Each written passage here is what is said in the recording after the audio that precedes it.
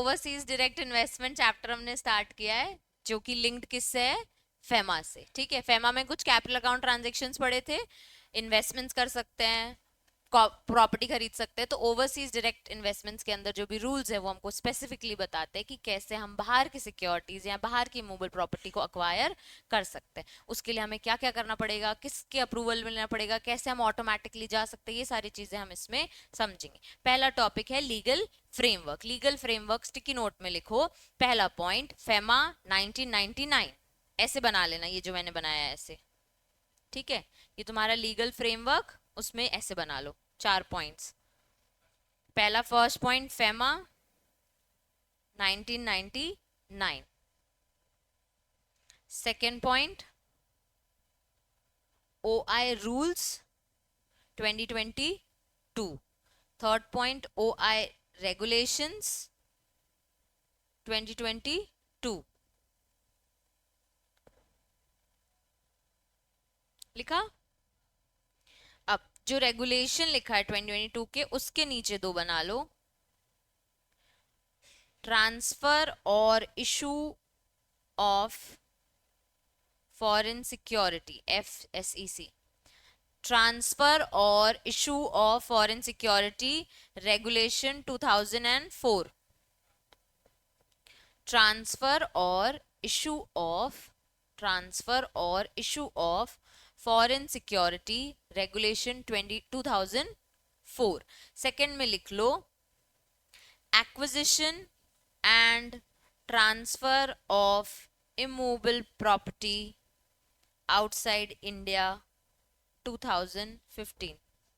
Acquisition and transfer of, हाँ नीचे लिखा है बेटा, तुम्हारी बुक में ही लिखा है, acquisition and transfer of immovable property outside India 2015।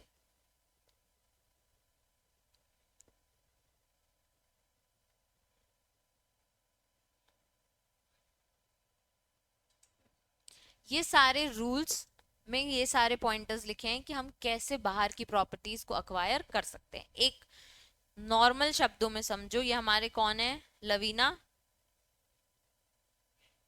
ठीक है, इसे यूएस की कंपनी में सिक्योरिटीज लेना है। कौन से रूल्स फॉलो करेगी ये, फेमा ओवरसीज इन्वेस्टमेंट रूल्स 2022।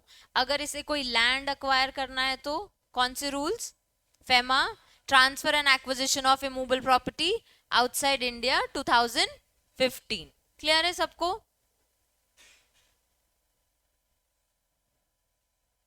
क्यों जरूरत पड़ती है हमको बाहर पैसे क्यों लगाना है, इंडिया में कोई कमी है क्या? लालची, किस चीज का लालच है? फॉरेन करेंसी का। एक इंडिविजुअल को क्यों जरूरत पड़ रही है कि यार इंडिया के बाहर इन्वेस्ट करेंगे, यार बहुत हो गया, और पैसा ज्यादा मिलेगा, और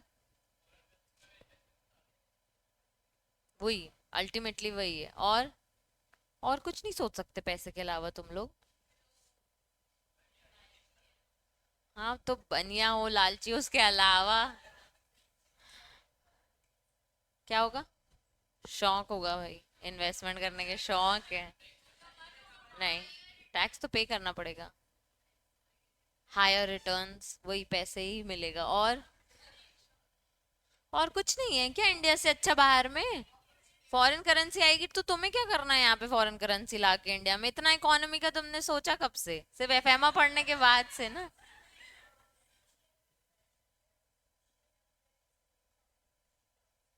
तो इंडिया की कंपनी में ले लो।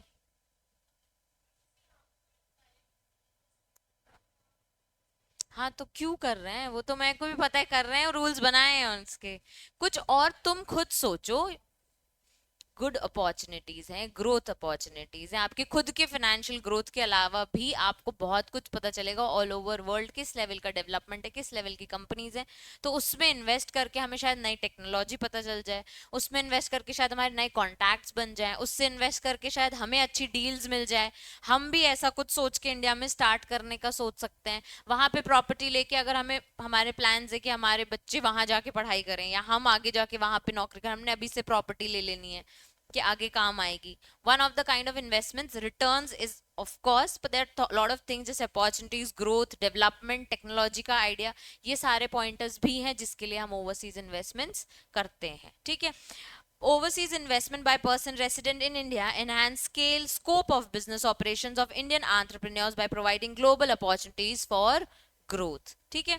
Such ventures through easier access to technology, research and development, wider global market, reduce cost of capital, along with their other benefits increase the competitive of Indian entities and boost their brand value. मतलब India की companies अगर बाहर invest करेंगी और बाहर joint ventures बनाएंगी, Holi own subsidies create करेंगी, properties लेंगी, तो हमारा उन पे ट्रस्ट और बनेगा कि ये इंडिया नहीं, ये तो ग्लोबली काम करता है, तो हमारा उन पे ऑटोमेटिकली ट्रस्ट बढ़ने लगेगा. ठीक है.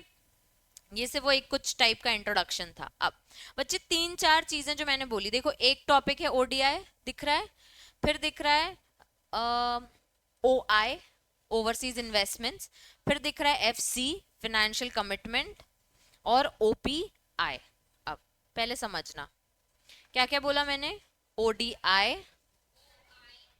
ओआई, एफसी और ओपीआई. फुल फॉर्म बता देती हूँ. ओडीआई यानी ओवरसीज, ठीक है. ओआई यानी ओवरसीज, एफसी यानी फाइनेंशियल कमिटमेंट्स और ओपीआई ओवरसीज पोर्टफोलियो. वर्ड सुना है क्या? क्या होता है? ठीक है. 4 टर्म्स इन्होंने इसमें हमें एक्सप्लेन की हुई है. ठीक है. अब वो बोल रहे हैं एक ओडीआई होता है, एक ओआई होता है. तुमको क्या लग रहा है कि ये ऐसे अलग अलग क्यों बताया उन्होंने? डायरेक्ट इन्वेस्टमेंट है, और तो ओडीआई और ओपीआई में डिफरेंस कैसे? पोर्टफोलियो तुमको पता है, ग्रुप में कर रहा है. व्हाट इज फाइनेंशियल कमिटमेंट्स पहली बार सुना होगा. ठीक है. ओवरसीज इन्वेस्टमेंट्स अलग से क्यों बता रहे हैं फिर वो? चलो ठीक है, पहले हम एक बार पढ़ते हैं क्या क्या लिखा हमने. ठीक है. ओडीआई, ओडीआई में बोल रहा है, हम फटाफट स्टिकी नोट लगाएंगे, अब भी चारों टर्म्स तुमको याद होंगी. ठीक है. चलो पहले ओडीआई क्या बोल रहा है वो. एक्विजिशन ऑफ अनलिस्टेड इक्विटी और subscription as a part of memorandum of association of foreign और investment in 10% or more of paid up capital of listed entity or foreign investment with control less than टेको. अब सबसे पहले ODI. ODI उन्होंने क्या बताया? 3 चीजें होती हैं ओडीआई में. पहले ध्यान से सुनना, मैं तुम्हें टाइम दूंगी इसे लिखने का. ठीक है. ओडीआई में 3 चीजें बोल रहा है वो. एक कि आपने क्या किया है, हाँ, अनलिस्टेड इक्विटी में नहीं, अनलिस्टेड इक्विटी में सीधे सीधे पैसे लगाए हैं. ठीक है. दूसरा है आपने वहां एक कंपनी बनाई है जिसमें मेमोरेंडम ऑफ एसोसिएशन में आप क्या हो, एक सब्सक्राइबर हो, यानी कि कंपनी में आपका पैसा लगा हुआ है, पेड अप कैपिटल. ठीक है. Direct investment. और एक वो कह रहा है कि आप 10% से ज्यादा इन्वेस्ट कर रहे हो. ठीक है. मोर देन 10% ओडीआई है आपके पास. ठीक है. और लेस देन 10% है, लेकिन लेस देन है पर आपके पास क्या है, कंट्रोल है. कंट्रोल यानी बोर्ड ऑफ मेंबर्स आप अपॉइंट कर सकते हो, डिसीजन मेकिंग में आपके पास है, कहीं ना कहीं वोटिंग पावर आपके पास है. ठीक है. अब ओडीआई में 3 चीजें क्या? अनलिस्टेड इक्विटी में डायरेक्ट इन्वेस्टमेंट्स. अब लिस्टेड और अनलिस्टेड की हम बात नहीं कर रहे हैं, हम यहाँ बात कर रहे हैं डायरेक्टली एमओए में आप क्या हो, एक सब्सक्राइबर हो. और ये वाला बात करता है लिस्टेड एंटिटी के लिए कि 10% से ज्यादा आपने लिस्टेड एंटिटी में लगाया है ओडीआई, या फिर 10 से कम लगाया पर आपके पास क्या है, कंट्रोल है, तो ये एक साथ चलता है. तो मैम हमारा ओडीआई क्या हो गया, इसमें तुम ऐसे 3 बना लेना, एक एमओए, एक अनलिस्टेड, एक लिस्टेड, जिसमें 10% से मोर या फिर 10% से लेस विथ कंट्रोल. सबको याद हो गया? किसी को कोई डाउट? ओडीआई समझ आ गया क्या क्या होता है? मेरे साथ बोलो. एमओए का सब्सक्राइबर, अनलिस्टेड में डायरेक्ट इन्वेस्टमेंट्स, अनलिस्टेड इक्विटी खरीदा है, इलिस्टेड में 10% से ज्यादा या 10% से कम लेकिन विथ कंट्रोल. मैम हमको ये याद हो गया है. आ जाते हैं हम कंट्रोल मतलब बोर्ड ऑफ डायरेक्टर्स में किसी को आना है जाना है, आपने उसे अपॉइंट किया, वही हम देख रहे हैं। देखो ओडीआई, बेटर अंडरस्टैंडिंग ओडीआई यानी फॉरेन एंटिटी में आप जो अनलिस्टेड लिस्टेड एंटिटी एमओए किसके ले रहे हो, फॉरेन एंटिटी के। तो उसमें एंटिटी फॉर्म्ड और रजिस्टर्ड और इनकॉर्पोरेटेड आउटसाइड इंडिया, यानी एनी कोई भी फाइनेंशियल फॉरेन कंपनी जो बाहर बनी हुई है, ठीक है, including international financial service centre in India, ठीक है।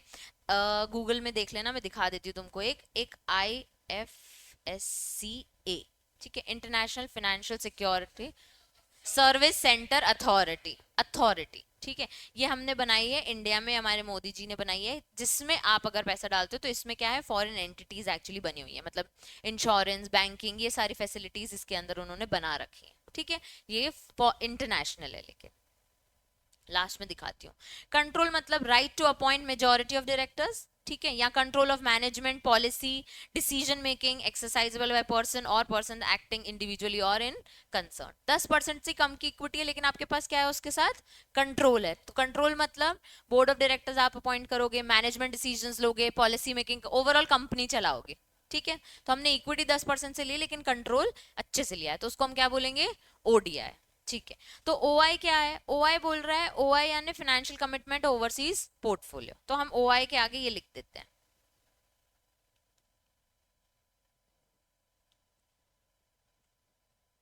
ठीक है। ओआई यानी एफसी प्लस ओपीआई, ठीक है। तो मैम एफसी और ओपीआई क्या है, तो ओआई क्या कवर कर रहा है, एफसी और ओप। तो हम एफसी देखते हैं पहले क्या है। By a person resident in India means aggregate amount of investment by way of ODI। तो FC में पहले क्या आ गया, ODI। तो ODI में क्या पढ़ा हमने, तीन चीजें, तो वो कहाँ कवर हो गई, FC के अंदर तीनों चीजें। R प्लस डेट आ गया, ठीक है, comma debt, other than OPI, मतलब FC में OPI नहीं आता है। And non fund based facility, ये क्या होता है, एक फंड बेस्ड एक्टिविटी हो गई और एक नॉन फंड बेस्ड। तो नॉन फंड बेस्ड यानी फंड नहीं मिलेगा, जिसमें शायद टेक्नोलॉजी मिल जाए, शायद गुडविल मिल जाए, शायद ऐसी कोई सर्विस मिल जाए जिसमें आपको पैसा नहीं आएगा। तो there are two types of investments, एक फंड बेस्ड होते हैं और एक नॉन बेस्ड। तो बैंक्स स्पेशली, पहले से बैंक्स के समझो, बैंक क्या करता है, दो आपको सर्विस देता है, एक फंड बेस्ड सर्विस देता है और एक नॉन फंड। फंड बेस्ड कैसे देता है, आपको लोन देता है, ठीक है, यहाँ आपको डिपॉजिट्स रखने देता है, ठीक है। नॉन फंड्स बेस्ड में वो आपको देता है, आपके बिल ऑफ एक्सचेंज को का पेमेंट आपको कर देगा, और बाद में आपके जो भी जिससे आपको पैसा लेना था वो ले लेगा, जिसको हम लेटर ऑफ क्रेडिट भी कहते हैं, ठीक है। तो अभी आपको 80% ऑफ डिपॉजिट दे देता है, 80% ऑफ आपका जो बिल का अमाउंट है वो दे देता है, और 20% बाद में देता है। देखो देखो, एक पर्सन है, हाँ, डिस्काउंटिंग डिस्काउंटिंग बिल, ये इसने बिल बनाया, ठीक है, इसको बोला 3 मंथ्स में पे करना, ठीक है। अब ये पर्सन 3 मंथ्स बाद आएगा, अब पैसे की नीड तो इसको है, इसने क्या किया, बैंक गया और बैंक से डिस्काउंट करा लिया। तो बैंक ने क्या किया, इसको 80% अभी ही दे दिया।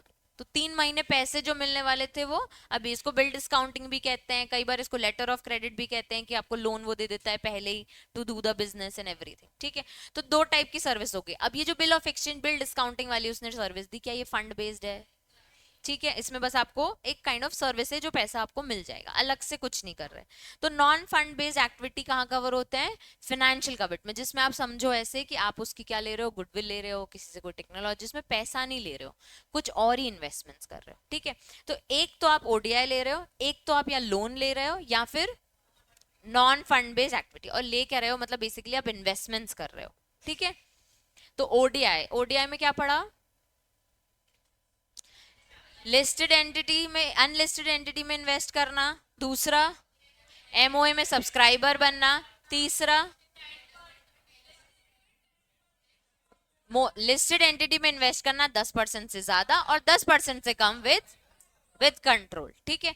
तो फिर आ जाता है हमारा ओआई। ओआई क्या होता है, ओवरसीज इन्वेस्टमेंट्स के अंदर आते हैं फाइनेंशियल कमिटमेंट्स और ओवरसीज पोर्टफोलियो इन्वेस्टमेंट्स। तो मैम फाइनेंशियल कमिटमेंट्स क्या होता है, फाइनेंशियल कमिटमेंट में आता है हमारा वो ओडीआई, डेट आ जाता है, और नॉन फंड बेस्ड फैसिलिटी, सिर्फ तीन चीज है।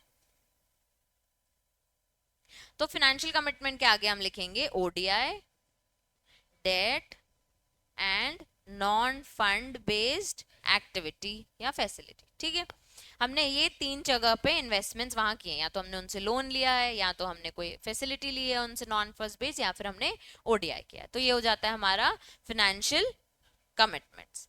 तो ओपीआई क्या है, फिर लास्ट हमारा बचा ओपीआई। तुमने ही मुझे बताया कि मैम जो हम ग्रुप में इन्वेस्ट करते हैं, ठीक है, ऐसा समझो ओडीआई क्या हो गया, लॉन्ग टर्म हो गया, एक बार अच्छी खासी इक्विटी ले ली।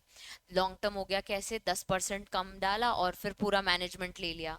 ठीक है, तो हम कंप्लीटली इन्वॉल्व हो रहे हैं ओडीआई में कंपनी के साथ। 10% से ऊपर ले रहे हैं मतलब इन्वॉल्व ही हो रहे हैं ना, 10% से ऊपर की इक्विटी ले रहे हैं अगर, या हम मेमोरेंडम में सब्सक्राइबर बन रहे हैं तो हमारा तो फुल स्टेक ही है, कंपनी हमने बनवाई है। ठीक है, तो ओवरसीज पोर्टफोलियो इन्वेस्टमेंट इसका जस्ट ऑपोजिट, जिसमें सिर्फ और सिर्फ शेयर्स खरीद रहे हो और बेच रहे हो, खरीद रहे हो बेच रहे हो, शॉर्ट टर्म में खेल रहे हो। क्लियर है? means investment other than ODI in foreign security, but not only in unlisted debt instruments or any security issued by person resident India who is not in IFSC। ये वाले लोग include नहीं होते। क्या इंक्लूड नहीं होते हैं? एक तो अनलिस्टेड डेट इंस्ट्रूमेंट्स में हम पैसा नहीं लगाते हैं ओवरसीज पोर्टफोलियो इन्वेस्टमेंट्स में, और ऐसी कोई सिक्योरिटी जो इंडियन पर्सन हमको दे रहा है उसमें भी हम उससे बात नहीं करेंगे। यानी कि टाटा कंपनी है, कहाँ है, इंडिया में। इसने अगर कोई IFSC में अगर कुछ उसने क्रिएट किया है, कोई बैंकिंग कंपनी, कोई इंश्योरेंस कंपनी, कोई ना कोई अपनी कंपनी क्रिएट की, इसको भी हम ओवरसीज पोर्टफोलियो इन्वेस्टमेंट्स नहीं कह रहे हैं। यहाँ पे टाटा ने एक कंपनी बनाई है जिसकी इक्विटी उसने आईपीओ वगैरह लेके आया है। अगर इसमें आप इन्वेस्ट कर रहे हो तो इसे ओपीआई नहीं बोलेंगे। आप डायरेक्टली बाहर की कंपनी में अगर जा रहे हो तो उसको हम ओपीआई कहेंगे जब आप उसके सिर्फ लिस्टेड इक्विटीज में इन्वेस्ट करते हो। ठीक है, किसको?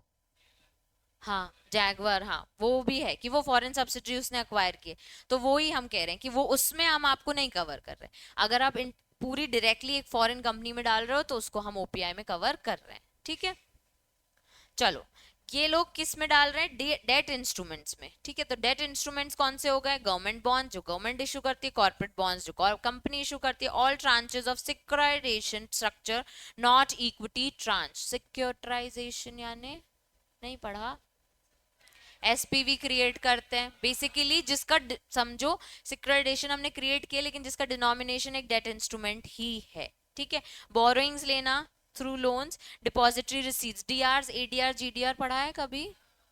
वही डिपॉजिटरी रिसीट्स लेना, उस underlying securities are always debt security. Securitisation में भी अंडरलाइंग सिक्योरिटी हमेशा डेट सिक्योरिटीज होती है। ये सब उन्होंने मीनिंग के लिए बताया कि डेट इंस्ट्रूमेंट्स क्या होते हैं।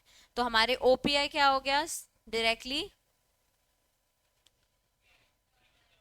एक तो इसको हम शॉर्ट टर्म बोलेंगे, लॉन्ग टर्म नहीं नुपुर, शॉर्ट टर्म बोलेंगे। ठीक है, और लिस्टेड इक्विटी में इन्वेस्ट करना। अभी मैं लिखवाती हूँ, मत लिखो, मत परेशान हो। ठीक है, चलो 4 चीजें पढ़ी, ओडीआई, ओपीआई, एफसी और ओआई। ठीक है, तो ओडीआई में 3 चीजें मुझे पता है तुमको याद हो गई। ओआई क्या होता है,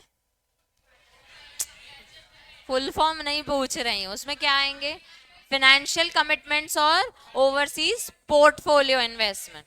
ठीक है, ओसीओआई में 2 चीजें, फाइनेंशियल कमिटमेंट्स और overseas portfolio investments. Overseas portfolio investment क्या हो गए, डेट सिक्योरिटीज लिस्टेड एंटिटी की आप ले रहे हो, ठीक है, उसमें इन्वेस्ट कर रहे हो, और शॉर्ट टर्म बोलते हैं। और एफसी क्या हो गया,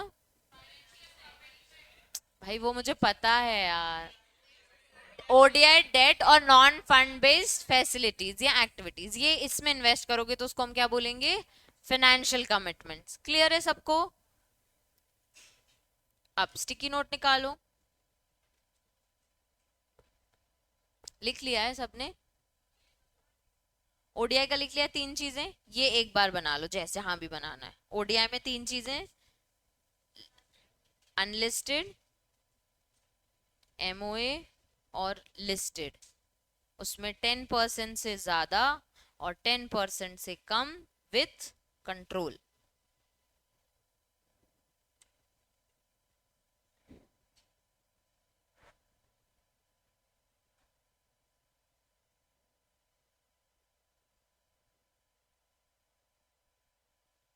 अच्छे से लिखना तुम लोग, मैंने ऐसे ही लिखा है।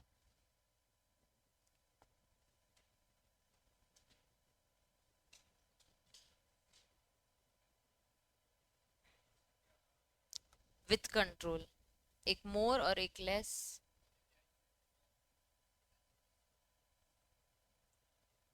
तुम्हें वहां तक वैसे भी कहीं की हवा नहीं आएगी जिधर तुम बैठती हो। अच्छा ऐसा कह रही है, तुम्हें यहाँ से हवा आ रही है? फीवर है?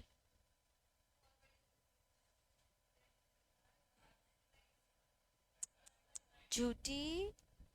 चलो। हाँ लिख लो। कर दे रही हूँ, कर दे रही हूँ, रो मत।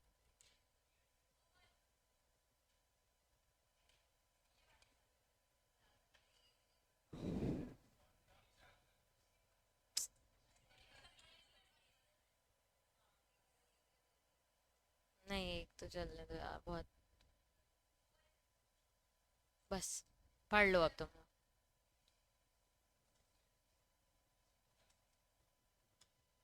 लिख लिया?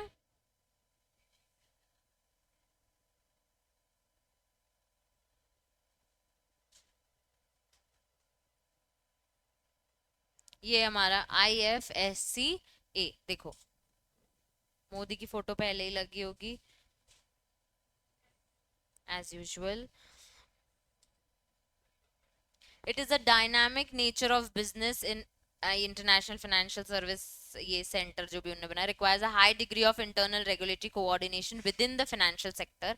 तो बेसिकली इसमें बैंकिंग कंपनीज और इंश्योरेंस कंपनी अपने आप को नया नया रजिस्टर कर सकती हैं, और इंटरनेशनल वालों को यहाँ पे एक्वायर करके, या इंटरनेशनल वालों को यहाँ आना है तो यहाँ बैठ के हमारे साथ डील कर सकती हैं। ठीक है। इसका बेसिक ऑब्जेक्ट है स्ट्रॉन्ग ग्लोबल कनेक्ट बनाना, इंडियन इकोनॉमी को ग्लोबली लेके जाना। ठीक है।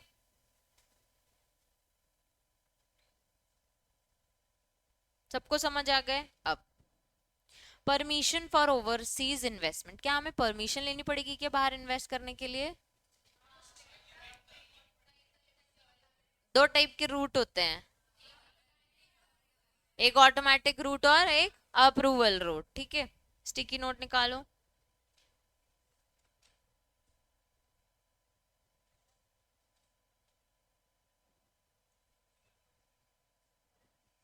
दो रूट बनाया है मैंने, एक ऑटोमेटिक रूट और एक अप्रूवल रूट। ऑटोमेटिक रूट में अगर US$ 1 बिलियन से ज्यादा आपको इतना इन्वेस्ट कर सकते हो ऑटोमेटिक में, US$ 1 बिलियन तक का, और 400% ऑफ योर नेटवर्थ। ठीक है। ये किसी को स्पेसिफिकली स्पेसिफाइड है, नॉर्मल जो अभी हमने पढ़े ODI OPI ये सब में कवर होते हैं US$ 1 बिलियन तक। ठीक है। कंपनीज LLPs और रजिस्टर्ड पार्टनरशिप ऑटोमेटिक में आ जाते हैं अगर उनको क्या करना है, 1 बिलियन तक का करना है, या फिर 400% ऑफ द नेटवर्थ। फिर अप्रूवल रूट आता है। तो अप्रूवल रूट में बेसिकली इससे ओवर एंड अबव जाओगे तो, ठीक है,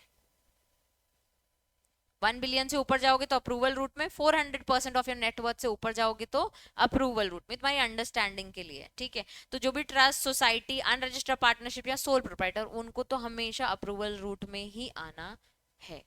ठीक है। तो दो रूट कौन कौन से? ऑटोमेटिक और अप्रूवल। ऑटोमेटिक रूट में क्या लिमिट है? US$ 1 बिलियन या और 4% ऑफ योर नेटवर्थ। तो आप डायरेक्टली इन्वेस्ट कर लो, हमसे मत पूछो। ठीक है।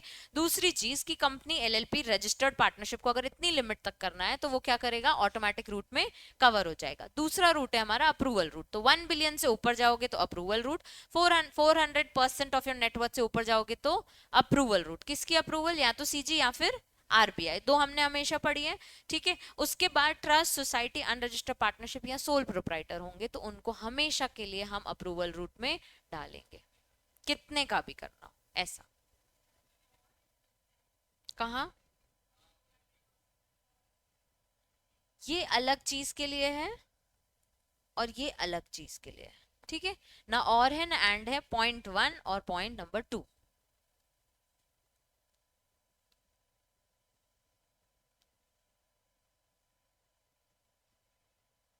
और समझ लो तुम। हाँ। नहीं, अगर बाहर इन्वेस्ट करना है और अनरजिस्टर्ड पार्टनरशिप हो तो अप्रूवल रूट में आओ। ऐसा। हाँ लेकिन ये लिमिट तक, इस लिमिट तक अगर देखो, जो हमारी trust society unregistered partnership firm है ना, वो 1 बिलियन तक भी जाएगी ना तो भी अप्रूवल रूट में है। ठीक है, तुम्हें 1 बिलियन करना है, तुम्हें 50 से कम करना है, तुम्हें 1 से ऊपर करना है, तुम्हें हमेशा अप्रूवल लेनी पड़ेगी। लेकिन कंपनी एलएलपी रजिस्टर्ड पार्टनरशिप इतनी लिमिट तक करेंगी तो ऑटोमेटिक रूट में आ जाती है।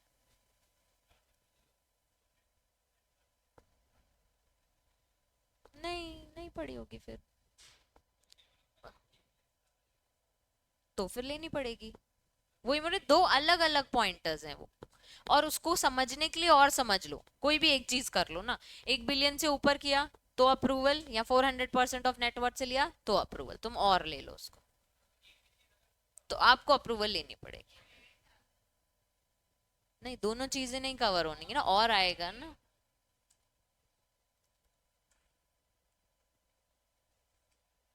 ये तुम्हारी बुक में अलग तरीके से मेंशन्ड है, मैंने अभी समझाने के लिए एक जगह स्पेसिफाई इसको कर दिया है। हाँ, 1 बिलियन लिखा है, 400% एकदम लास्ट में कहीं लिखा है ऐसा, इसलिए मैंने बोला ये अलग पॉइंट है, ये अलग पॉइंट है।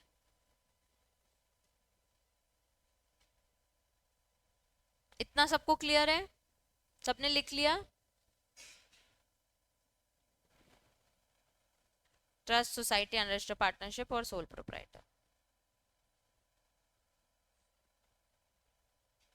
A person resident in India may make transfer of any investment financial commitment outside India under general permission slash automatic route, या तो अप्रूवल रूट में आ गए या फिर automatic, subject to the provision contained in FEMA. सिर्फ उन्होंने इतना ही स्पेसिफाई अभी किया है। ठीक है, और जो भी आपका इन्वेस्टमेंट वो हमेशा गुड फेथ वाला ही होना चाहिए। ठीक है, इसमें ना एक टॉपिक लिखा है स्टेप डाउन, ये सब्सिडरी की डायरेक्टली कर रहे हो, स्टेप डाउन यानी जो इंडियन फॉरेन सब्सिडरी है या फॉरेन की सब्सिडरी में कर रहे हो, ये हम लास्ट में समझेंगे, पहले हम बेसिक चीजों को निकाल लेते हैं। क्लियर?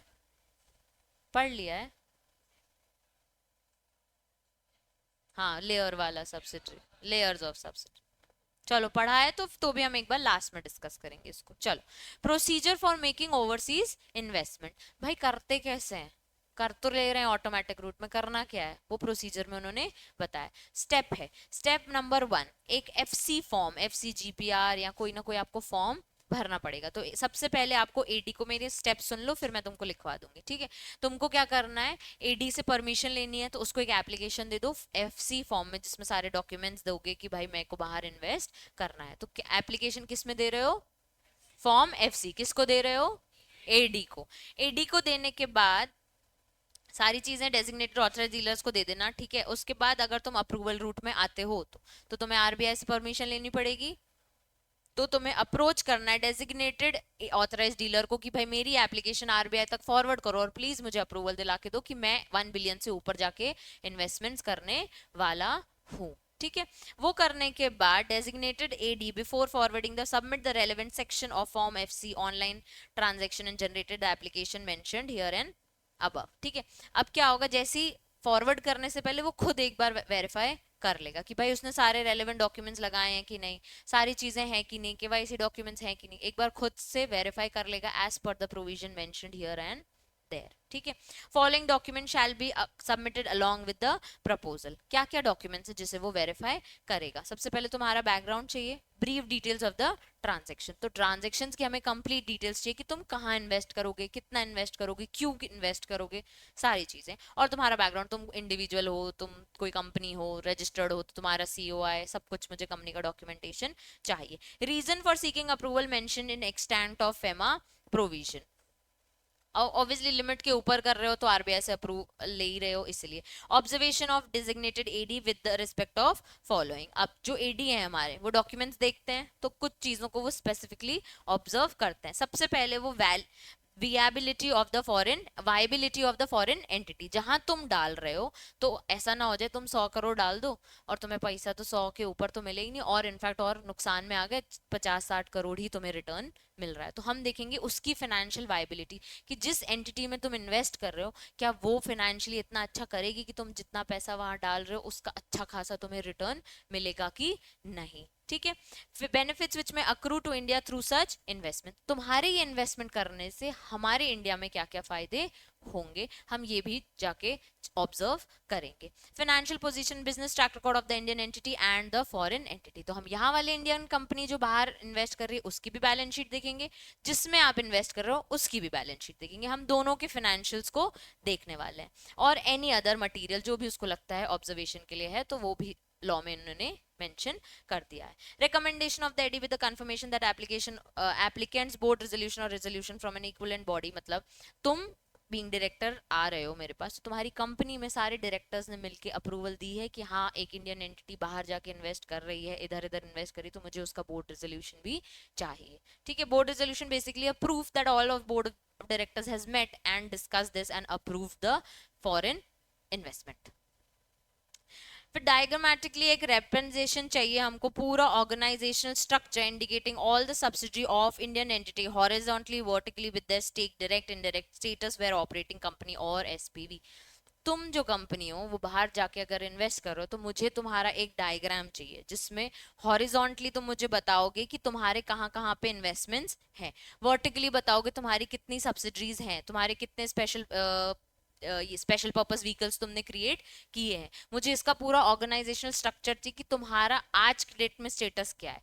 तो तुम्हारी कैप टेबल अलग चीज है, पर मुझे एक डायग्राम वाइज चाहिए कि कितने इन्वेस्टर्स हैं जिन्होंने सीसीडीज में डाला हुआ है। मैंने एक ये फॉरेन सब्सिडी में ऑलरेडी इन्वेस्टमेंट्स है, मेरी दो ऑलरेडी सब्सिडीज चल रही हैं। जहां जहां तुम्हारे इन्वेस्टमेंट्स है करंट स्टेटस वाइज एक डायग्राम बना के दे दो। ठीक है, valuation certificate of the for the foreign entity, ठीक है, कंपनी के वैल्यूएशन जो भी तुम इन्वेस्ट करो उसका एक valuation for the foreign entity, other relevant document the proposal shall be submitted to RBI. एक बार देखो, सबसे पहले क्या किया, एडी को क्या दिया हमने, फॉर्म सी, फॉर्म दिया तो उसने क्या किया, देखा कि अप्रूवल रूट में जाएगा कि ऑटोमेटिक रूट में। तो अगर अप्रूवल रूट में जाएगा तो वो क्या करेगा, आपका फॉर्म को वेरीफाई करेगा। ठीक है, खुद से सारी चीजों को चेक करेगा, रेलेवेंट डॉक्यूमेंट्स अटैच हैं कि नहीं है। अब वो चेक करने के लिए ऑनलाइन पहले ओडीआई जो भी आपने ओआईडी एप्लीकेशन डाली है और सारे ट्रांजेक्शन्स जो आप करने वाले हो वो सारे ऑनलाइन जाके चेक करेगा। उसमें वो कुछ 4-5 चीजें ऑब्जर्व करने वाला है। ऑब्जर्वेशन में वो क्या क्या देखेगा, सबसे पहले तो कम बैकग्राउंड और डिटेल्स ऑफ द ट्रांजेक्शन देखेगा, रीजन की क्यों अप्रूवल लग रही है, अच्छा ज्यादा कर रहे हैं लिमिट से। ठीक है, उसके बाद फिर कुछ ऑब्जर्वेशंस है जिसमें सबसे पहले financial viability of the foreign entity, क्या हमको तुम्हारे इन्वेस्टमेंट से हमको क्या बेनिफिट्स मिलेंगे। ठीक है, उसके बाद फिर फाइनेंशियल पोजीशन और पूरा track record of both Indian entity and foreign entity और एनी अदर मटेरियल इंफॉर्मेशन उसको लगती है।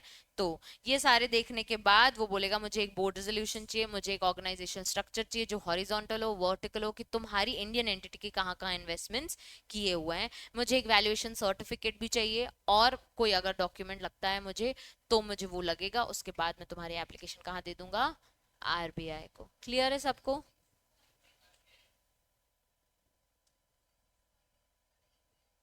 इंडियन कंपनी वही तो चाहिए हमको कि तुम्हारा इंडिया में क्या क्या स्टेशन अभी आज की डेट में स्टेटस है। ठीक है बच्चे, एक्चुअल में क्या होता है ना, जब आपने ये कर लिया ना,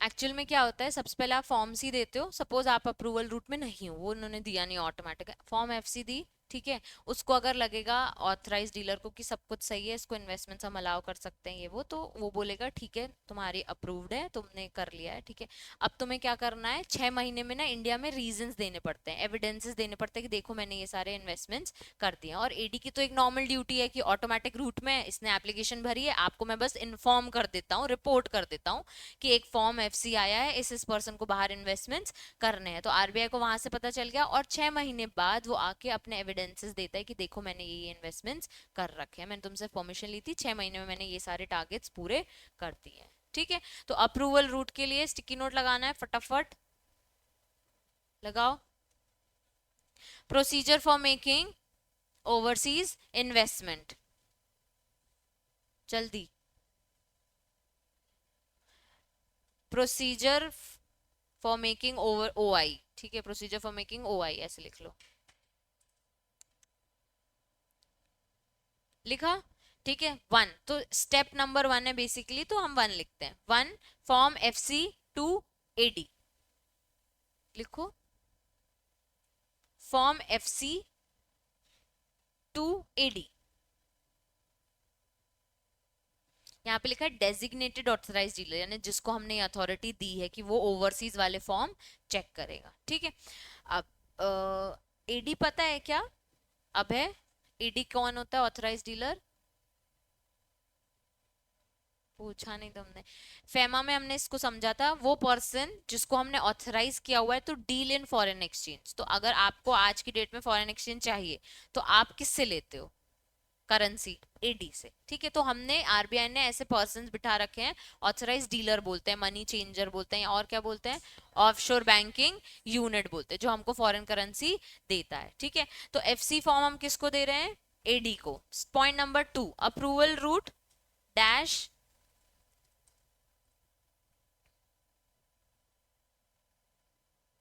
स्क्रूटनी, वेरीफाई करना, scrutiny of documents.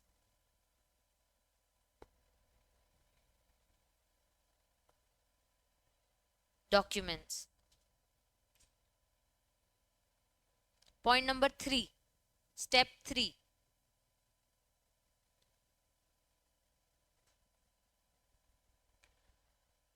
Verifying online application, verifying online application plus transaction before forwarding to RBI, transactions before forwarding to RBI। ठीक है, 4 डॉक्यूमेंट्स। 4 पॉइंट हो गया हमारा डॉक्यूमेंट्स। ए उसके अंदर आएगा, A background plus details of transaction, A background plus details of transaction, B reason for approval, B reason for approval, C observations, C observations. Observations के अंदर 4 पॉइंट है, ये मैं इसलिए लिखा रही हूँ ताकि तुम यही देख के हमेशा लिख लो। ठीक है, याद हो जाएंगे। ऑब्जर्वेशन के अंदर 4 पॉइंट्स हैं। फाइनेंशियल वायबिलिटी ऑफ एफई लिखना, foreign entity, financial viability of FE,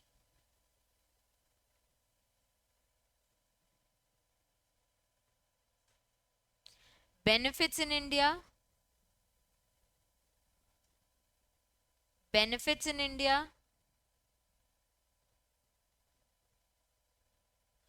financial position of IE and FE, financial position of IE and FE, IE यानी इंडियन एंटिटी, FE यानी फॉरेन एंटिटी। इतना लिखा। स्टेप नंबर 5, अब directly point number 5 में आ गए हम।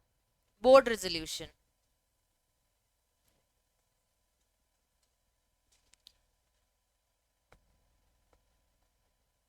लिखा बोर्ड रेजोल्यूशन। उसके बाद 6, organisation structure, organisation structure dash complete stake and status, complete stake and status।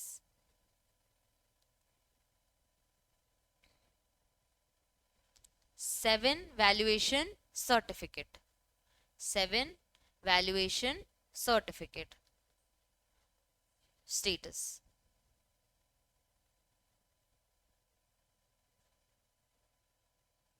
लिख लिया वैल्यूएशन सर्टिफिकेट। 8 एनी अदर या other relevant.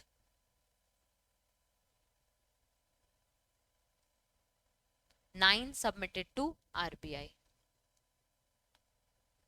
9 submitted to RBI। Clear है सबको? Submitted to RBI। Any other relevant documents ना,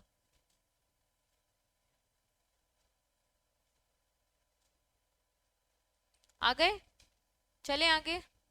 दो approval सुनी थी, central government की और आरबीआई की।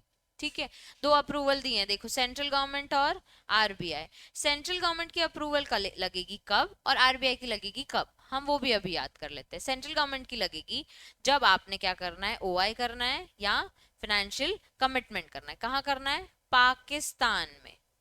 ठीक है, पाकिस्तान में अगर इन्वेस्टमेंट्स करना है तो आरबीआई की नहीं, डायरेक्टली किसकी अप्रूवल लगेगी, सीजी की। ठीक है, अब वो कह रहा है टाइम टू टाइम। अच्छा, किसमें जब इन्वेस्ट करोगे, strategic sector specific geographical shall be forwarded to RBI with consistent to RBI as per laid down the procedure onward submission to central government. इतना समझो, पाकिस्तान में इन्वेस्ट करोगे किसमें, स्ट्रेटेजिक सेक्टर्स में। स्ट्रेटेजिक सेक्टर्स यानी energy, natural resources, oil, gas, इसमें अगर पाकिस्तान के साथ डील करना है तो किससे अप्रूवल क्या सीखे हमारी तो लॉ में तो लिखना पड़े, पॉइंट उसका वही है, पर लॉ में तो लिखना पड़े ना। तो इस अगर क्यों जाग गया कि हमें करनी है डील, तो फिर हमें किससे अप्रूवल लेनी पड़ेगी, सीजी से। यहाँ पे उन्होंने मार्क करो बताया है स्ट्रैटेजिक सेक्टर्स क्या होते हैं, यानी energy, natural resources, oil, gas, coal, mineral, submarine cable statement. ये क्या होता है,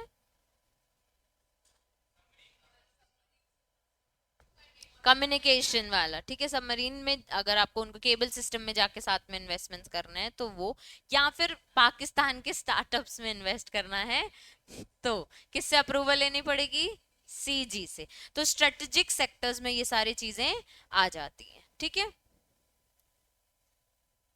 अगर आरबीआई से अप्रूवल लेनी है, आरबीआई से अप्रूवल लेनी है तो अगर कोई एफसी कर रहा है, ऊपर क्या था, ओ आई स्लैश एफ सी, यहाँ पे सिर्फ फाइनेंशियल कमिटमेंट। फाइनेंशियल कमिटमेंट क्या होते हैं, भूमिका, what is financial commitment, and and तो हाँ अभी पूछूंगी, सुन लिया उसने ठीक है, गुड। फाइनेंशियल कमिटमेंट्स में आते हैं ओडीआई, डेट और, very good. Financial commitment by Indian entity अगर एक्सीडिंग $1 से जाओगे या फिर उतना तक, in financial year shell acquire a prior approval of RBI even when the total financial commitments of Indian entity is within eligible limit under the automatic route। मतलब कि अगर ओडीआई कर रहे हो $1 तो हमको दिक्कत है क्योंकि फाइनेंशियल कमिटमेंट में क्या आता है, ओडीआई। तो अगर आप 1 बिलियन, इतना ही समझ लो, 1 बिलियन या उससे ज्यादा या ऐसे कुछ भी काम कर रहे हो तो किससे अप्रूवल लेनी है, आरबीआई से। ओडीआई कौन है, ओडीआई एक इन्वेस्टमेंट है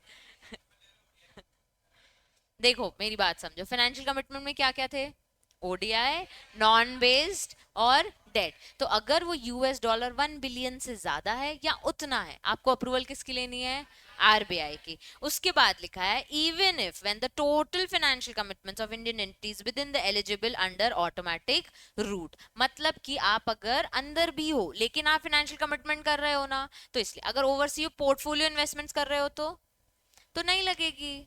समझ गए साहब, फाइनेंशियल कमिटमेंट में क्या क्या आता है बेटे, नॉन फंड, क्या उसमें ओपीआई आता है क्या, नहीं आता। तो अगर मैं ओवरसीज पोर्टफोलियो इन्वेस्टमेंट्स कर रही हूँ जो कि मेरे शॉर्ट टर्म इन्वेस्टमेंट्स और डायरेक्ट फॉरेन सिक्योरिटी, वो 1 बिलियन से कम है, तो क्या मुझे आरबीआई की अप्रूवल लेनी पड़ेगी, नहीं लेनी पड़ेगी। तो अगर ओडीआई कर रहे हो, अगर non based fund based facility कर रहे हो, या फिर आप डेट कर रहे हो जो 1 बिलियन से ज्यादा है, 1 बिलियन से कम है, लिमिट से कहीं पे भी है, अप्रूवल लूट में आ जाओ। क्लियर है सबको, स्टिकी नोट, स्टिकी नोट,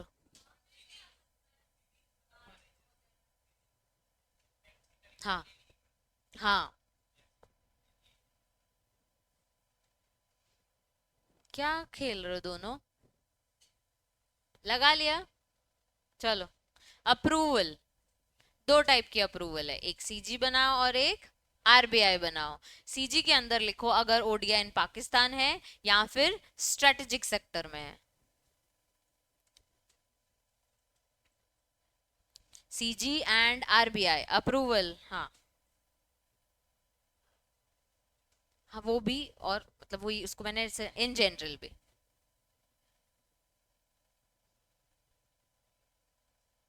ठीक है, और इन लिखा है ना उसमें, इंटरप्रिटेशन देखना, टाइम टू टाइम और इन जो मैंने मार्क कराया, ठीक है, और इन पाकिस्तान और इन स्ट्रेटेजिक सेक्टर्स। चलो लिखा ओडीआई इन पाकिस्तान और स्ट्रेटेजिक सेक्टर। दूसरी अप्रूवल है आरबीआई की जिसमें बियॉन्ड $1 बिलियन।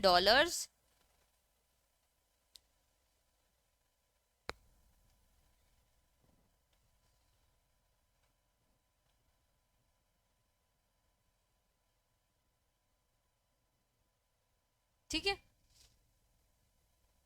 पूरा नहीं बनाना है। अच्छा, इतना लिख लिया। उसके बाद स्ट्रेटेजिक सेक्टर्स में energy and natural resources, energy and natural resources मैं बता तो रही हूँ। सेकेंड वाला unlisted liability, unlimited liability, also unincorporated entity, इसमें भी करोगे तो सीजी की अप्रूवल लेनी पड़ेगी। मतलब फॉरेन में एक एंटिटी है जिधर पे आपको वो बोल रहा है अनलिमिटेड लाइबिलिटी रह जाएगी, मतलब आपके घर बार बेच के भी वो आपसे पैसा ले सकते हैं, ठीक है। और इनकॉर्पोरेटेड एंटिटी में अगर, अनइनकॉर्पोरेटेड एंटिटी में अगर इन्वेस्टमेंट्स करोगे तो किसकी अप्रूवल लेनी है? सीजी की। बोर हो गए हो तुम लोग? या फिर को ओनरशिप में कर रहे हो जिसमें आते हैं सबमरीन केबल सिस्टम, यानी कोई कंस्ट्रक्शन में आ रहे हो, कहीं कोई मेंटेनेंस के लिए आ रहे हो, कोई टेक्नोलॉजी से जुड़ने की कोशिश कर रहे हो, तो सीजी की अप्रूवल ले लो। मैं बता देती हूँ, एक लिखा है मैंने एनर्जी एंड नेचुरल रिसोर्सेज, दूसरा लिखा है unlimited liability and also an incorporated entity, और थर्ड वाला है को ओनरशिप जिसमें आ जाते हैं submarine cable, construction slash maintenance.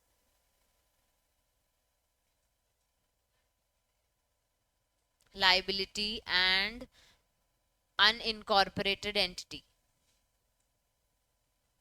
और आरबीआई की अप्रूवल जब बियॉन्ड 1 बिलियन जाओगे, और अगर फाइनेंशियल कमिटमेंट्स हैं तो अगर बिलो द लिमिट है तो भी आपको अप्रूवल लेनी पड़ेगी। सबको क्लियर हो गए दोनों अप्रूवल्स? को ओनरशिप मिलके काम करेंगे। सबने लिख लिया? कंस्ट्रक्ट एंड मेंटेनेंस, और इधर पे RBI beyond 1 billion US dollar और एफसी। चलो, सबसे पहले हमने क्या पढ़ा बच्चे आज? Legal framework. लीगल फ्रेमवर्क में क्या क्या आ गया? फेमा, खुद पूरा फेमा 1999, और FEMA overseas investments rules 2022, regulations 2000, transfer and issue of securities regulation 24, और अगर acquisition of A movable property outside India 2015। उसके बाद हमने चार चीजें पढ़ी मैम, कौन कौन सी? ओडीआई, ओआई, एफसी और ओपीआई। ओडीआई यानी ओवरसीज डायरेक्ट इन्वेस्टमेंट, जिसमें तीन चीजें आती है। मैं पूछ रही हूँ, मैं पूछ रही हूँ, मैं पूछ रही हूँ। एक साथ बोलने लग जाएंगे सब। नुपुर, ओडीआई क्या होता है?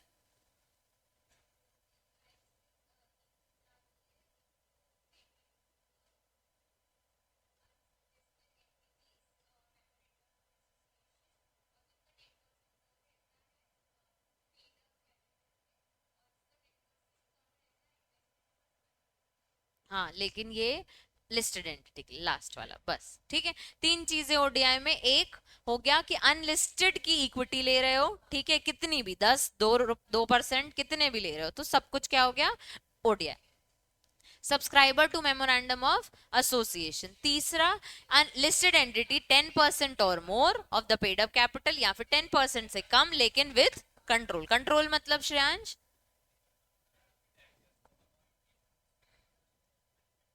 पॉलिसी मेकिंग में सब, ठीक है। फिर हमने एक पढ़ा ओ आई। आयुष, क्या होता है ओ आई?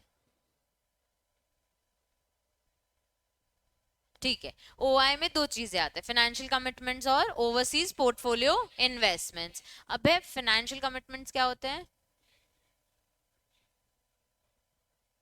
नॉन फंड बेस्ड वेट, ठीक है, ओडीआई डेट और नॉन फंड बेस्ड। अंश, ओपीआई क्या होता है? हंस लो पहले उसके साथ, बहुत देर से। अभी नहीं, पहले हंस रहे थे ना। दिखता है, सब दिखता है। यहाँ से तूने क्या लिखा है ना, मैं वो भी देख सकती हूँ। बहुत अच्छी आंखें हैं मेरी। हाँ तो वो उसमें क्या आता है? आदर्श नहीं बताएगा, तू बताएगा। कुछ मास्क के पीछे भी दिख रहा है मेरे को। रोज गाजर खाती हूँ मैं। क्या यार, डिसअपॉइंट कर दिया। नंदिनी ओपीआई, लेकिन लिस्टेड शॉर्ट टर्म होती है। अब याद हुआ? एक पोर्टफोलियो बनाते हैं अपन, इन लोगों ने ही मुझे समझाया कि जिसमें हम ग्रुप इन्वेस्टमेंट्स करते हैं, ठीक है। तो ओडीआई है लॉन्ग टर्म इन्वेस्टमेंट्स, ओपीआई है शॉर्ट टर्म इन्वेस्टमेंट्स, और जिसमें आप सिर्फ लिस्टेड है, इसमें हमने पढ़ी डेट इंस्ट्रूमेंट्स में डाल दो। डेट इंस्ट्रूमेंट्स कौन से हैं? और सिक्योरिटाइजेशन, डिपॉजिटरी रिसीट्स और बोरोइंग्स, ठीक है। ये इसमें जब हम डालते हैं तो ये कहाँ कवर हो जाता है? हमारे ओपीआई में, ठीक है।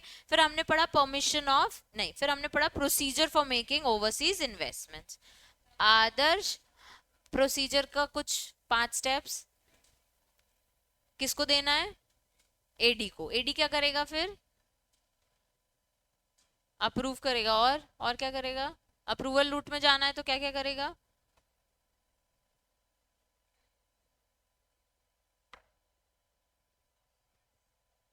कौन करेगा डॉक्यूमेंट सबमिट? किसको?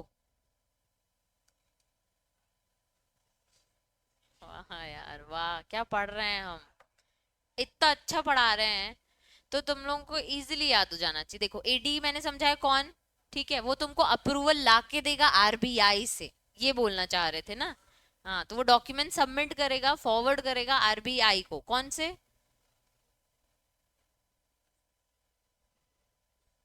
ऐसे नाम था, साक्षी। स्क्रूटनी ऑफ डॉक्यूमेंट्स करेगा, गुड। तो वो स्क्रूटनी करेगा सारे डॉक्यूमेंट्स को कि वो रेलेवेंट हैं कि नहीं है। जिया, उसके बाद वो क्या करेगा? और हाँ, वो कौन कौन से डॉक्यूमेंट्स और मांग सकता है? बैकग्राउंड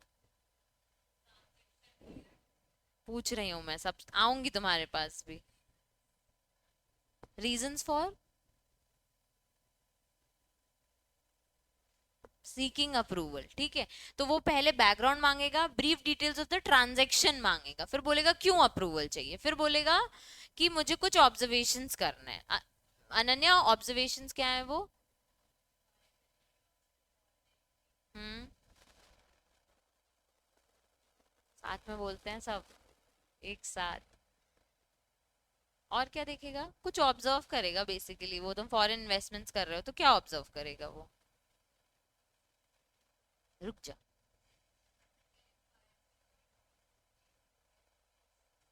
हमें इंडिया में क्या बेनिफिट्स होंगे, क्या अक्रूवल हैं, क्योंकि अभी तक मिले नहीं है, तो इसलिए उन लोग कहते हैं अक्रूवल बेनिफिट्स, ठीक है। और गुड,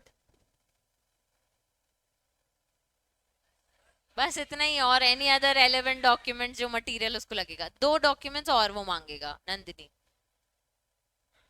मांगेगा, अभी तो 5 ही स्टेप्स हुए हैं, 2 डॉक्यूमेंट्स और मांगेगा वो उससे।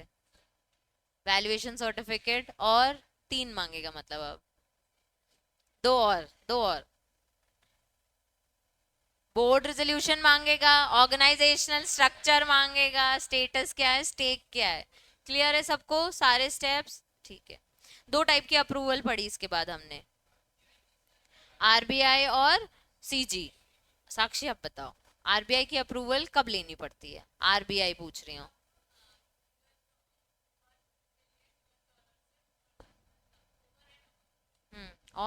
और कब लेनी पड़ती है? एक और है बस, ये तो है।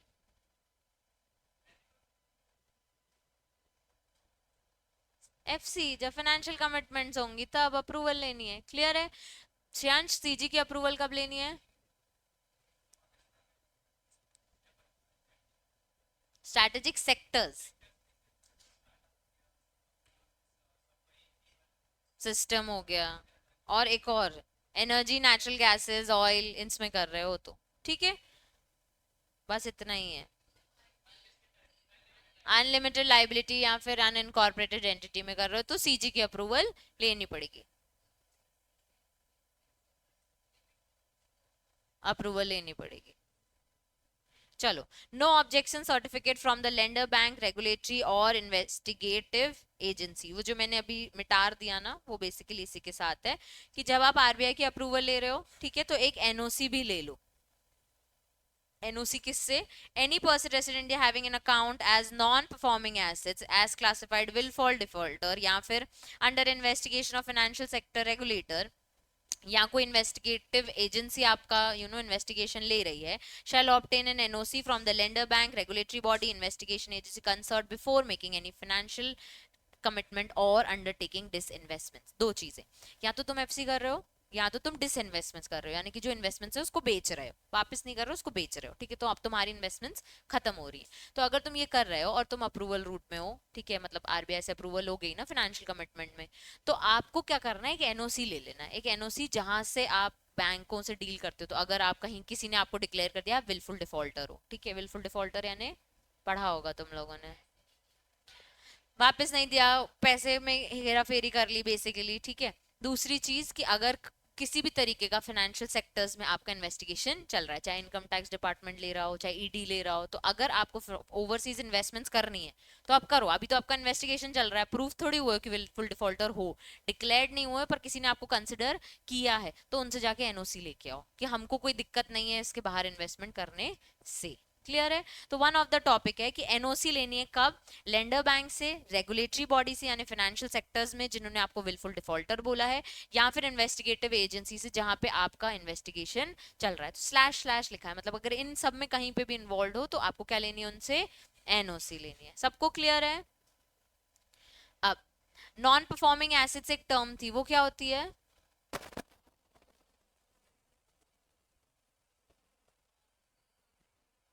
तो उनको हम नॉन परफॉर्मिंग एसेट्स डिक्लेयर कर लेते, तो बैंक्स क्या करते?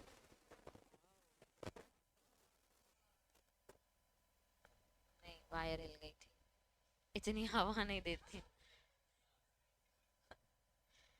वो बोल रहे हैं कि अगर बैंक ने आपको लोन दिया है, आपने कुछ ना कुछ उसके लोन के पैसे वापस नहीं किए हैं, ठीक है, तो उसको आप वो डिक्लेयर कर देते हैं कि नॉन परफॉर्मिंग एसेट्स है हमारे। तो अगर किसी ने आपको डिक्लेयर किया है या अभी आपका इन्वेस्टिगेशन चल रहा है, तो आप उनसे क्या ले लो?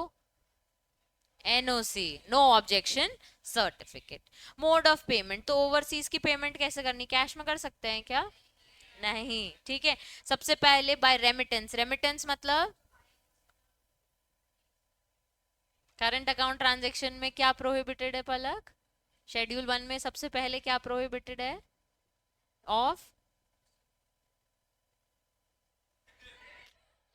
शेड्यूल 1 में, रूल 3 का शेड्यूल 1 में करंट अकाउंट ट्रांजैक्शन में कुछ प्रोहिबिशंस हैं, वो क्या है? Lottery tickets. तो रेमिटेंस ऑफ लॉटरी विनिंग्स का मतलब क्या है? क्या मेरे साथ दमशराज क्यों खेल रहे हो तुम लोग? मतलब मैं पूछ रही हूँ तो मेरे साथ दमशराज खेल रहे हो मैम, ये मैम वो, हद है यार।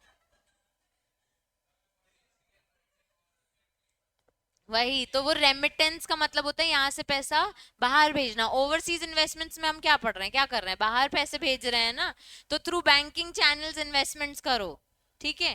पहला है बैंकिंग चैनल से इन्वेस्टमेंट करो, बैंकिंग ऐसे अपन दमश्रास के लेंगे, ठीक है। उसके बाद फ्रॉम बैंकिंग, ठीक है, from fund held in account maintain in according with the provision and foreign exchange management. वहां पे पढ़ा था एक अकाउंट खोल सकता है नॉन रेसिडेंट वाला बंदा भी, हम भी खोल सकते हैं एक अकाउंट, फॉरेन करेंसी अकाउंट खोल सकते हैं। तो अगर फेमा के अंडर कोई आपको अकाउंट ओपनिंग की अथॉरिटी मिल गई है या परमिशन मिल गई है, आपके पास ऐसा अकाउंट है, उसमें से भी आप ओवरसीज इन्वेस्टमेंट्स कर सकते हो। स्वैप ऑफ सिक्योरिटीज, ठीक है, एक दो एक वापस लो, वो भी हम कर सकते हैं। तो मतलब सिक्योरिटी ऑल्सो अंडरलाइंग मनी ही होता है, अगर आपके पास शेयर है तो वो अंडरलाइंग मनी है, तो उसमें भी आप डील करके ओवरसीज इन्वेस्टमेंट्स कर सकते हो using the proceeds of ADR and GDR. What is ADR and GDR? वो मुझे पता है, प्लीज रुक जाओ, वो नंदिनी ये बता रही है, आस्था।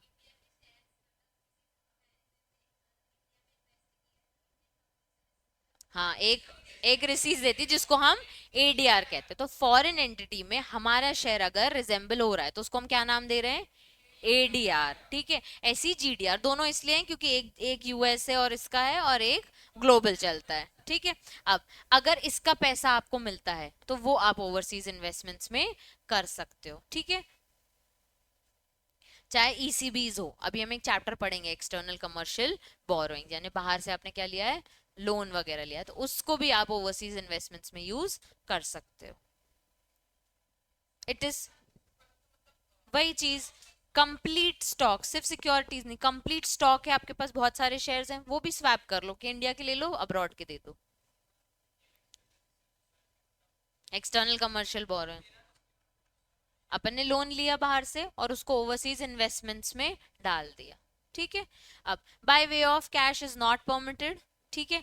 Indian entity can make remittance to office branch outside India only for the purpose of non normal business operation of such branch and office. तो अगर हमें एक फॉरेन एंटिटी, उसका बाहर क्या है, ब्रांच ऑफिस है, तो उससे नॉर्मल कोर्स ऑफ बिजनेस में पैसा के इधर उधर कर सकती है, ठीक है। इक्विटी में नहीं बात कर रहे हैं हम, इक्विटी अगर आपको फॉरेन इन्वेस्टमेंट्स करना है, ओवरसीज इन्वेस्टमेंट्स करना है, उसमें कैसे दे सकते हो, थ्रू नॉर्मल बैंकिंग चैनल, और फिर swap of securities, ECBs, ADR, GDR के प्रोसीड्स जो आपने यहाँ मंगाए हैं, और एक और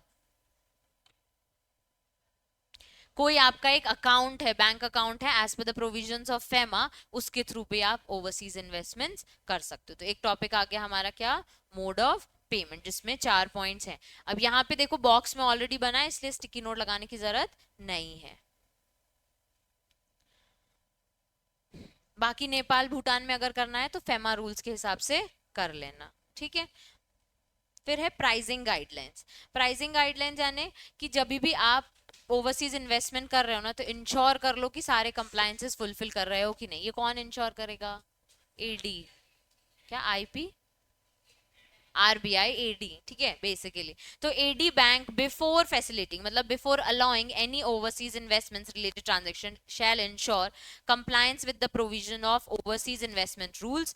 और उसके बाद एडी ने अपने हिसाब से एक पॉलिसी बनानी है जो उसे अप्रूव करानी है, और वो पॉलिसी सब फॉलो कर रहे हैं कि नहीं, मतलब एडी खुद भी एक मैनेजमेंट तरीका बनाएगा कि इस तरीके से ये चीज प्रोसीड करेगी। तो इसमें कवर होता है प्राइसिंग गाइडलाइंस। कोई भी ट्रांजैक्शन करना है तो एडी क्या करेगा, इंश्योर करेगा कि सारे ओवरसीज रूल्स का कंप्लायंस हो रहा है कि नहीं। और दूसरी चीज वो क्या बनाएगा, पॉलिसी बनाएगा, जो वो अपने आरबीआई के बोर्ड से, मतलब गवर्नर वगैरह लोगों से, वो जो पूरा अपन ने ऑर्गेनाइजेशन उनसे अप्रूव कराएगा, और उसे लोग फॉलो करेंगे, ठीक है।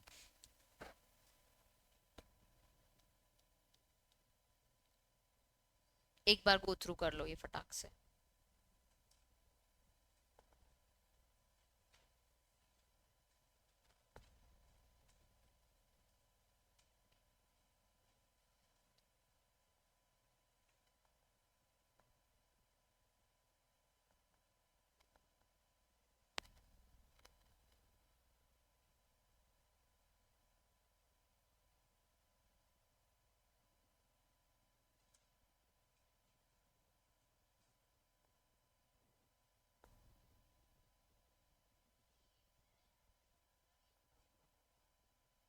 इंटर आलिया मतलब कहाँ लिखा है, विच में इंटर आलिया मतलब, हाँ, और भी चीजें इंक्लूड कर सकते हैं आपस में। हाँ नहीं, यही मीनिंग होता है।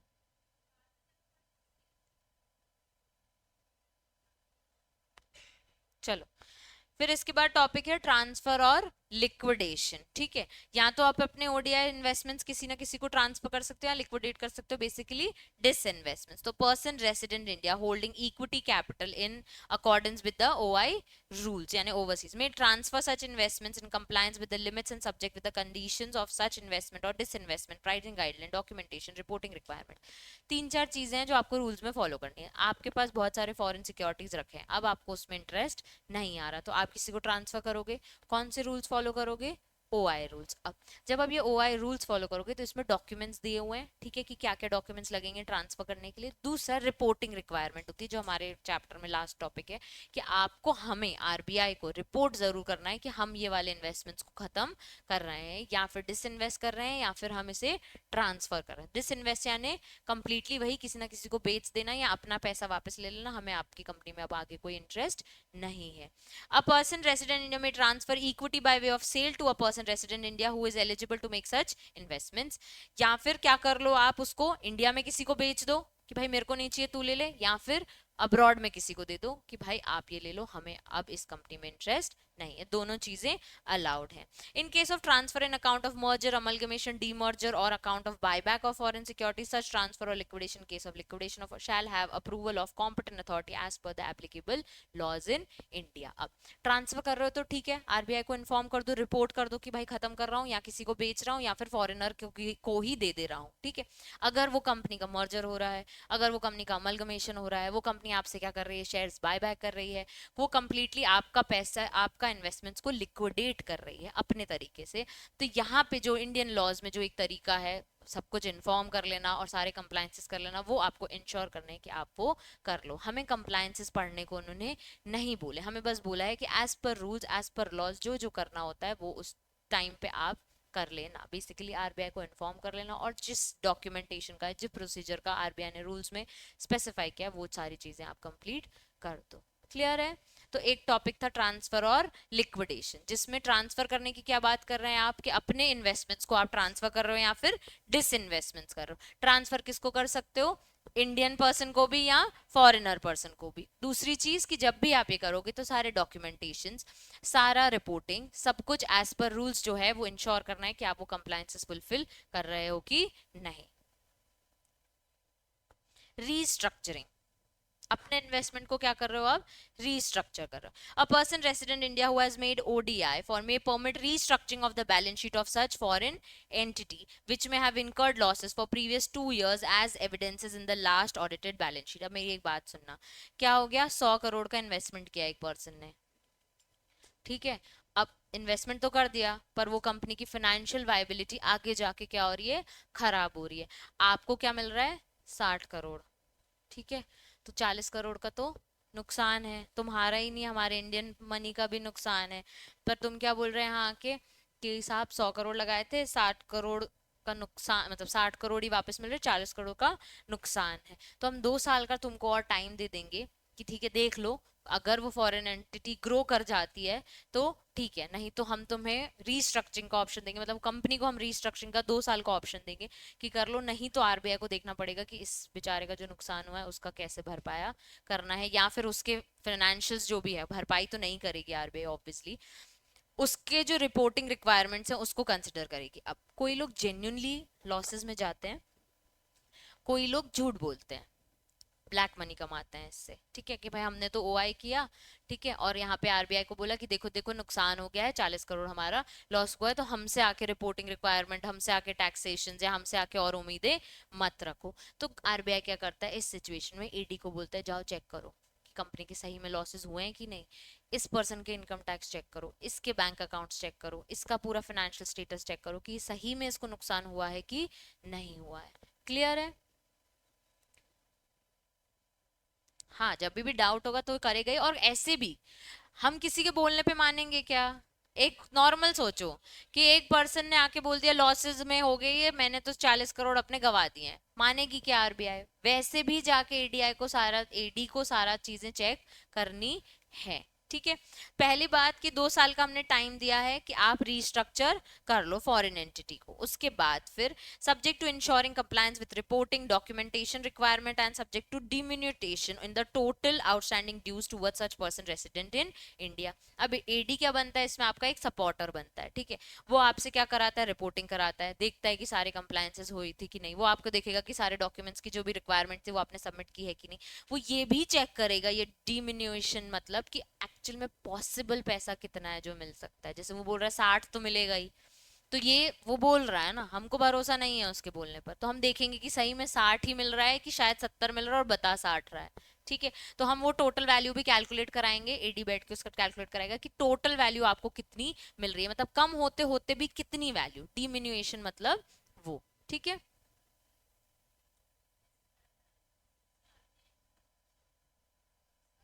हाँ, यहाँ बैठ के मैं इन्वेस्ट कर रही हूँ, मैंने पैसा कमाया है इंडिया में ना देके मैं अब्रॉड में इन्वेस्ट कर रही हूँ, तो आरबीआई को तो देखना पड़ेगा ना। और मैं बोल रही हूँ कि मैंने 100 करोड़ डाल दिए, आरबीआई खुश कि 100 करोड़ डाले तो 200 करोड़ तो लेके आएगी इंडिया में, ठीक है।